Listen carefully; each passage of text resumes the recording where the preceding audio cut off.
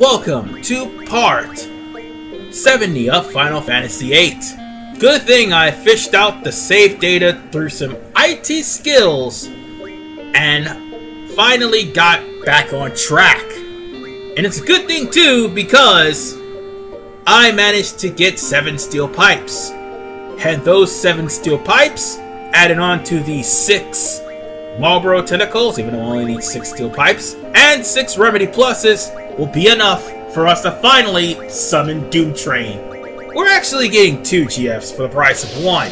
I did promise Doom Train, however Bahamut, not so much. See, I'm not ready for Bahamut. I tried to take him down and he kicked my ass. So, instead, I will wait on Bahamut until part 72. Because the Cactuar King will be part 71. Anyway, because we got the Doom Train. The Doom Train now has refined forbidden medicine, which will turn most of the items that will give GFs abilities into items that you can use to add permanent stats to your already high stats. So yeah, if you're rocking Squall with 255 by the end of the game, Doom Train is the reason why. And possibly Eden if I happen to get there by part 72. Oh no, I am not actually going to chapter 4 without Eden. That is a big mistake if I do. But enough about that. One thing is perfectly clear. If you get the Doom Train, you'll have the junk shop. So the junk shop itself will be called and you'll be able to purchase weapons if you haven't already. I don't really need them because I've gotten everyone's ultimate weapon. I got Selfie's final weapon off screen. So yeah, huzzah! The thing was, we're not ready for Bahamut, so we need to be ready for Bahamut. But first, we're gonna have to take down the Cactuar King. After all, I kinda got word that his people are complaining about the fact that I massacred them for the last, how many parts have I been massacring Cactuar? I lost count. But I've killed about 1,000 of them, especially for the sake of Diablos and Doom Train. So, with that said, I'm showing off the stats and the commands that I have junctioned to my characters. But one thing you want to do is junction water. If there's anything you want to do is junction water and possibly junction quake. Because if you junction water and you junction quake, you'll reduce the damage that the Cactuar King does to you with Kerplunk, which is an earth-based move. I didn't think about it at the time because, well, I got the water junction. But one thing I can say though, Cactuar King is pretty damn dangerous without aura, and definitely dangerous without meltdown. So make sure you bring both. Let's kill off some more of his people to provoke him. I mean, what's the worst he could possibly do? Kick my ass? If you happen to see my most glorious moment, which I've already uploaded by now, you'll probably see the outcome of this fight.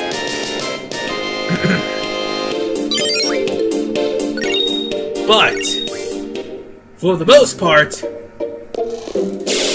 I did junction all the weapons in my party, like Zell, Renoa, and Squall, to water. And definitely using Meltdown is a good idea. Meltdown is your friend, and Meltdown will definitely help the rest of the game. The problem? There will be some points where you may not be able to use Meltdown. I mean, if you do, well then, that would, well, if you do have the ability to use Meltdown, by all means use it. But if you don't, I don't know what to tell you. Oh, by the way, I showed off what Invincible does. Oh, yeah, not Invincible, but Hero does. It makes Squall, for the time being, invisible to all attacks. Problem is, it does not work to bosses that has attacks that will pierce through the enemy, or it doesn't last that long. One of the two. It's probably because it doesn't last that long, but I did happen to show off what a hero does. Hero Trial is like a fixed amount on whether or not you'll be able to be invincible. Kinda wish that hero would have lasted a little bit longer, otherwise I would have at least survived that. I was hoping to use that as a strategy to survive 10,000 needles. I'm pretty sure there's somebody out there that's laughing their ass off that did not work. And now to show off friendship. See, Doom Train's not the only GF that I plan on showing off. No, this is Moomba Moomba. Moomba Moomba automatically does 9,999 to any enemy over 10,000. Any enemy below, it'll drop them to 1. And that would mean their utter demise. Kinda wish I had those earlier.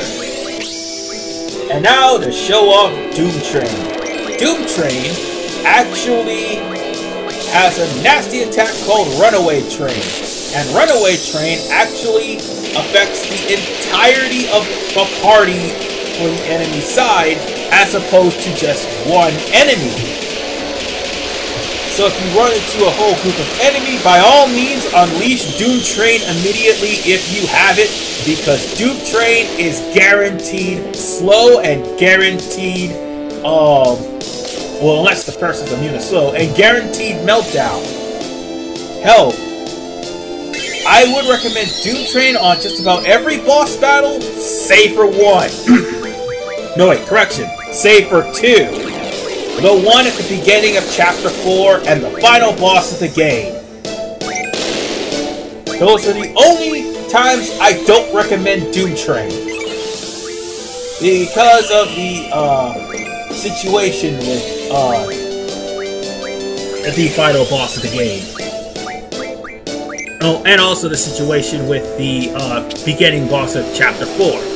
Anyway, I'm also showing off an Ultima Stone because I have not shown off Ultima yet. Might as well, and I might as well get it over with. Oh, sorry, my chair's creaking. Anyway, as you can see, Squall is doing damage in the 4 digits, not because of the fact that, well, not just because of the fact he's got 9,999 damage. Okay, let's try this again. He's doing 9,199 damage because of the fact that he's got 255 strength. And the Renzo Kukin just did a number on the Cactuar King. By the way, if the Cactuar King is at 5% health, he'll hesitate. And then, afterwards, he'll run away if you don't defeat him right then and there. But since he killed Zell, and I already have a Renzo Kukin before he did, I'm gonna finish that son of a bitch off. The best way I know how, with a Lionheart. Oh, I wish I could play that theme song yet again, because, my god, this is the best moment ever, because every time I did Renzo Kukin, I always ended up getting Fate Circle or Blasting Zone, even if I scored 8. This is the first time I ever got on the Lionheart on this thing. And let me assure you, it was glorious. So at the risk of Zell, I managed to get the Cactuar King. And the Cactuar King doesn't come with much abilities except for stat bonus abilities like strength bonus, magic bonus, speed bonus, and vitality bonus. Or what's a spirit bonus? Either way, it's got bonus abilities, and I'm going to give it to Zell. So Zell will have 4 GFs. And also, I will probably grind it off screen so that it will catch up in, and so actually most of its abilities will be unlocked. But for the time being, I'm going to call it a game. In the next episode, I'm taking on the Tonberry King. See you guys.